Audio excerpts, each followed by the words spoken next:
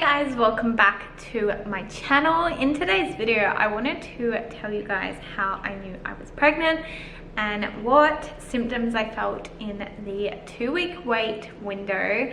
So if you're keen on this type of content, or you're trying to conceive, or you just love babies in general, then make sure you watch till the end. And with all that said, let's get straight into the video. So I wanted to give you a little bit of backstory before I jump into all the signs and symptoms. So my partner and I basically wanted to try and conceive straight away, and we didn't protect. So we ended up falling pregnant within 3 months of like trying, and because I'm tracking my ovulation and tracking pregnancy with like the little strip tests, I picked up on it super early, so I went and got a blood test to confirm it, and I was pregnant. However, that was like a very long journey to where we are today, because we had numerous chemical pregnancies after that, and I'm gonna say like 5 or 6. And I think that I may have even gotten pregnant the month before but just didn't realize it, and lost the baby because my cycle was super out, and I just think I didn't know what a chemical pregnancy was at that point. But then obviously once we like officially decided to TTC and we were tracking, and learnt very fast what a chemical pregnancy is, and it wasn't until like 6 chemicals in that I realized that my hormonal, like I had a hormonal imbalance, and progesterone was the reason why I wasn't able to hold a pregnancy. So the reason why I'm giving you that backstory is because I have been pregnant 8 times now, 9 times including this baby. So I've gotten very, very familiar with falling pregnant and the pregnancy symptoms, and especially if you have gone through like an infertility period, you will know that it is so taxing on your body with all the hormonal fluctuations. And yeah, so there was a few times where I thought I was going crazy, but again, like I would go and get a blood test done and it would confirm a pregnancy. So the day that we tried, well, the night that we tried for this baby, I remember it so clearly. We just had acupuncture done and went on a date night, and we weren't even going to try because the month beforehand we had miscarried, and we just had a really good feeling after acupuncture, so we decided to try for the baby. And I just knew straight away that this was going to be the moment, this was going to be it. We were going to get our keeper, and it was just like, I don't know, I'm a strong believer in intuition. I get a lot of comments on how you can't possibly tell that you're pregnant prior to implantation, etc, etc, etc, which, yes, like of course you will not get a physical test saying you're pregnant, but I feel like intuitively, if you're very in tune with your body, you can start to feel like the changes happen almost immediately. For me,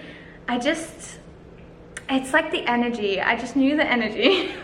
This is probably sounding so weird, but when you've been in that position and you've had like multiple losses and you're very in tune with your body, when you know, you know. So it obviously wasn't until like that week, going into the 2nd week of like implantation and pregnancy, that things kind of, I guess, physically started to change. So I wrote down that week 3 I had sore boobs. I was very emotional. Oh my gosh, guys, like I feel like whenever I get pregnant, I'm just so emotional. I literally cry all the time. It's like the biggest giveaway to me being pregnant. But yes, I cried every day that week. I was having slight tummy cramps. I was bloated.